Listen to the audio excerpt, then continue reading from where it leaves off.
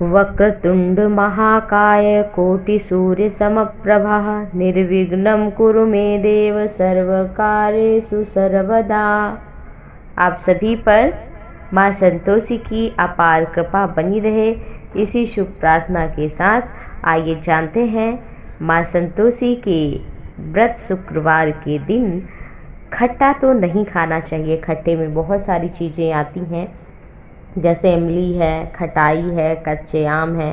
पके आम भी नहीं खाना चाहिए शुक्रवार को, कभी कभी वो भी खट्टे निकल जाते हैं, पता नहीं चलता है।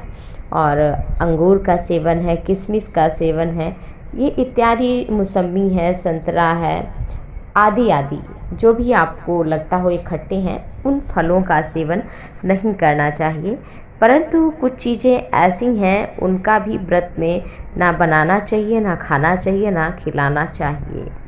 धर्म शास्त्रों के अनुसार कुछ चीज़ों को हमारे भजन में, साधन में त्याज्य माना गया है।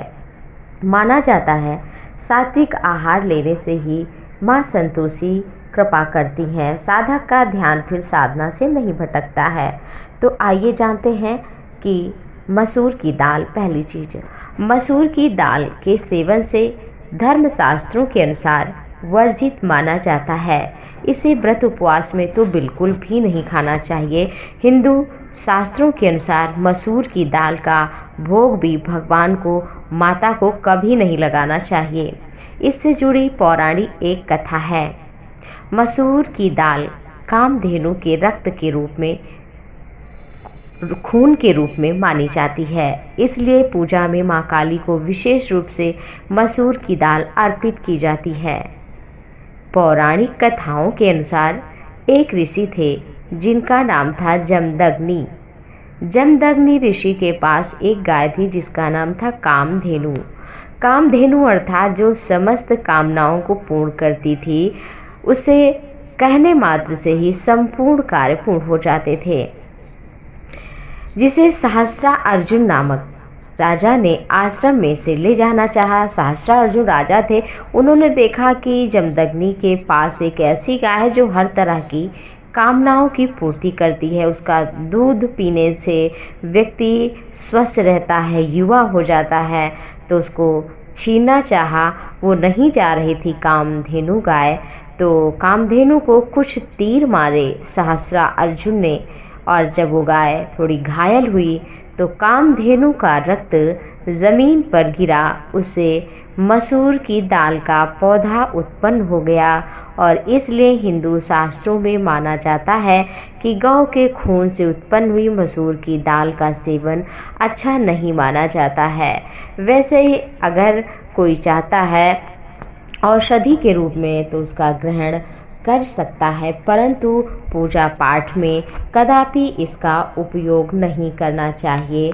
ऐसा करने से वो पाप का भागीदार बनता है तथा उसे पुण्य भी नहीं मिलता है। इसलिए पूजा पाठ, चाहे वो नवरात्रि हो, चाहे सोमवार का व्रत हो, चाहे संतोषी माता का व्रत हो, हनुमान जी का हो, विष्णु नारायण लक्ष्मी का हो या शनि देव का हो, अगर आप व्रत उपवास कर रहे हैं उस दिन, तो अपने घर में मसूर की दाल ना बनाएं।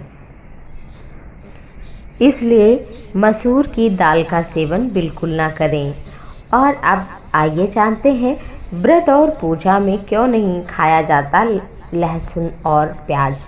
इसके पीछे भी है पौराणिक कथा। लहसुन तथा प्याज के आयुर्वेदिक बहुत सारे गुण हैं और ये हमारी सब्जियों का हिस्सा है, परंतु इसका उपयोग व्रत पूजा में नहीं करना चाहिए।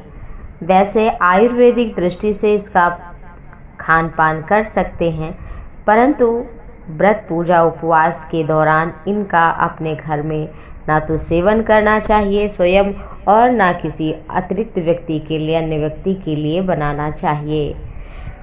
एक कथा आती है समुद्र मंथन के समय की। इसी के कारण लहसुन प्याज व्रत उपवास में नहीं खाया जाता तथा इसे तामसी भोजन के रूप में भी कहा जाता है। जब सारे देवता श्रीहीन लक्ष्मी को खो चुके थे तो भगवान नारायण की कृपा से समुद्र मंथन किया गया। समुद्र मंथन के दौरान लक्ष्मी के साथ 14 रत्न निकले। अमृत पान के लिए जब कलश निकला, अमृत निकला, तो देवता और असुरों में विवाद हो गया। भगवान विष्णु मोहिनी रूप धारण करके अमृत बांटने लगे। सबसे पहले अमृत पान की बारी देवताओं की थी, तो भगवान विष्णु देवताओं को अमृत पान कराने लगे। तभी राक्षस देवता रूप धारण करके, राक्षस था वो देवता बनकर उसी पंक्ति में खड़ा हो गया। सूर्य और चंद्रदेव से पहचान गए। तब विष्णु भगवान ने उसकी सच्चाई जान ली और राहु था वो। तब भगवान विष्णु ने अपने सुदर्शन चक्र से उसके सिर को धड़ से ही अलग कर दिया। थोड़ा अमृत उसके मुख में था। सिर कटने से खून और अमृत की बूंदें गिर पड़ी, जिससे लहसुन और प्याज की उत्पत्ति हुई। उन दोनों दो रूप में बट गए। धड़ और सिर अलग अलग हो गए, तो एक से लहसुन, एक से प्याज की उत्पत्ति हुई।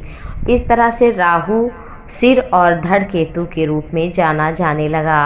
राक्षस के अंश से उत्पन्न हुई लहसुन और प्याज, इसलिए उसकी दुर्गंध आती है। और यदि कोई लहसुन और प्याज खाए रहता है तो शास्त्रों के अनुसार वो 27 दिन तक अशुद्ध रहता है। इसे बहुत ही अपवित्र माना जाता है। शास्त्रों में इसे पूजा व्रत में भी इसीलिए शामिल नहीं किया जाता।